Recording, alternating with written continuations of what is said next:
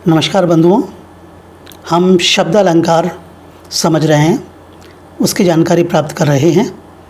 आज हम शब्द अलंकार के अंतर्गत वक्रोक्ति अलंकार के बारे में जानकारी प्राप्त करेंगे।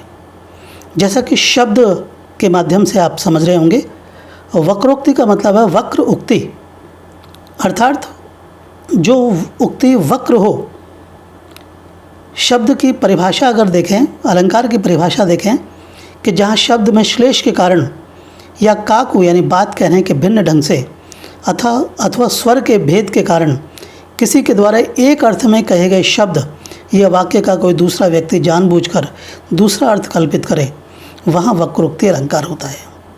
इसके लिए ये आवश्यक बातें हैं, आप समझ लें कि जहाँ इसमें वक्ता श्रोता का कथन प्रतिकथन हो, यानी आपस में वे बात कर रहे हों। दूसरी बात, वक्ता एक अभिप्राय से कोई बात कहता हो और श्रोता वक्ता के अभिप्राय से भिन्न अर्थ में उसे ग्रहण करता हो। यह दूसरा अभिप्राय ग्रहण करना कंठ ध्वनि से भी हो सकता है और श्लेष से भी, अर्थात जहाँ वक्ता की बात का श्रोता जानबूझकर अन्य अर्थ ग्रहण करता है, वहाँ वक्रोक्ति अलंकार होता है। एक प्रसंग है कि राधा जी अपने कक्ष में हैं और द्वार पर श्री कृष्ण हैं, जिनके अनेक नाम हैं। उनमें से एक नाम है घनश्याम। जब श्री कृष्ण द्वार खटखटाते हैं तो अंदर से राधिका जी पूछती हैं कि कौन तुम? तो श्री कृष्ण कहते हैं घनश्याम हम। घनश्याम का अर्थ राधा जी जानबूझकर घन श्याम, घन यानी बादल, श्याम यानी काले बादल अर्थ लेती हैं, तो वे कहती हैं तो बरसों कित जाए। तो यहाँ आप देख रहे होंगे कि यहाँ श्री कृष्ण और राधिका का प्रश्नोत्तर है। राधिका घर के भीतर बंद हैं, द्वार पर खड़े श्री कृष्ण से प्रश्न करती है, बाहर तुम कौन हो? कृष्ण कहते हैं हम घनश्याम यानी कि कृष्ण हैं। पर राधिका घनश्याम शब्द का श्लेष जल से भरा हुआ काला बादल अर्थ लगाकर उत्तर देती है, घनश्याम हो तो कहीं जाकर जल बरसाओ। अर्थात जहाँ वक्ता की बात का श्रोता जानबूझकर अन्य अर्थ ग्रहण करता है, वहाँ श्लेष अलंकार कहलाता है। ठीक इसी प्रकार से एक अन्य उदाहरण आप देखें, भिक्षुक गो कित को गिरजे, सोत मांगन को बलिद्वार गयोरी। अर्थात तो लक्ष्मी पार्वती से विनोद से पूछती है, हे गिरिजा यानी पार्वती, तुम्हारा वह भिखारी शिव कहाँ गया? पार्वती लक्ष्मी के अर्थ को समझ लेती है, पर विनोद का उत्तर विनोद में ही देने के लिए जानबूझकर भिक्षुक का दूसरा अर्थ विष्णु कल्पित करती हैं और उत्तर देती हैं कि भिखारी कहाँ जाएगा, मांगने को गया है। विष्णु जो कि राजा बलि के द्वार पर मांगने गए थे, यहाँ लक्ष्मी के द्वारा एक अर्थ में कहे गए भिक्षुक शिव शब्द का पार्वती ने दूसरा अर्थ विष्णु कल्पित किया है। तो इस प्रकार आपने देखा कि ये वक्रोक्ति अलंकार के अंतर्गत वक्ता की बात का श्रोता जानबूझकर अन्य अर्थ ग्रहण करता है।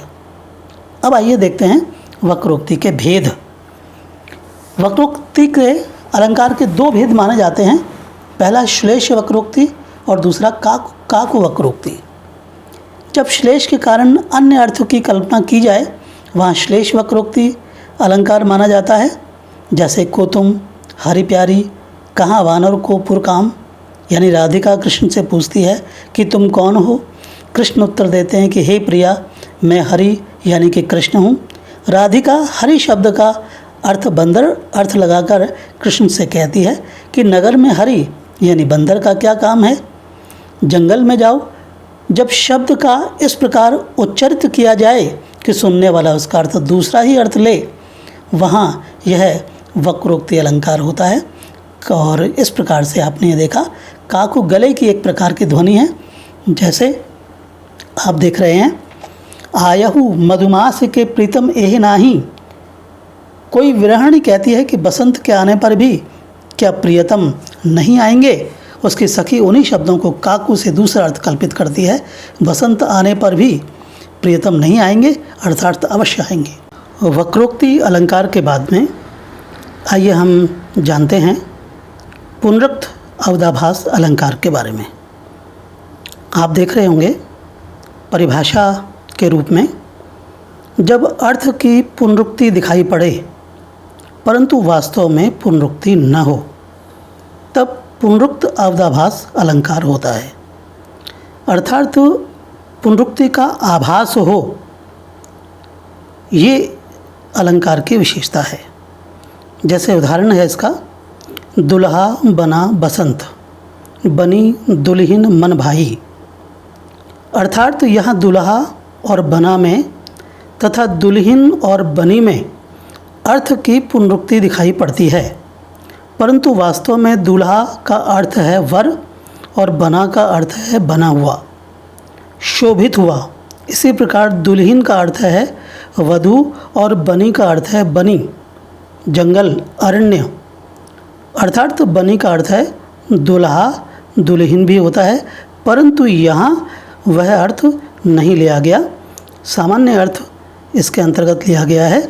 अर्थात जब अर्थ की पुनरुक्ति दिखाई पड़ी पर वास्तव में पुनरुक्ति नहीं हुई, यह अलंकार हुआ पुनरुक्त अवधाभास। आशा है आपको बहुत संक्षेप में एक संक्षिप्त उदाहरण के माध्यम से समझाने की कोशिश की है। आशा है आपने समझा होगा, आपने ध्यान दिया, कोशिश की, सम्मान दिया। बहुत बहुत धन्यवाद।